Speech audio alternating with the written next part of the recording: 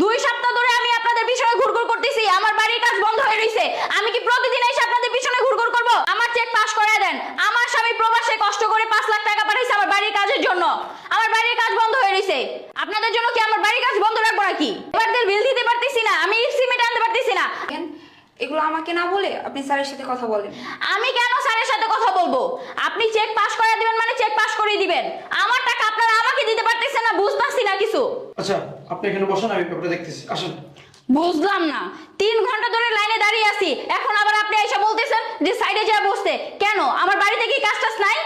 আপনি এখানে বসেন, আমি বলতেছি, আর পেপারটা দেখতেছি। কি দেখতেছেন আপনারা? হ্যাঁ, আজকে 2 সপ্তাহ ধরে আপনাদের পিছনে আমি ঘুরঘুর করতেছি।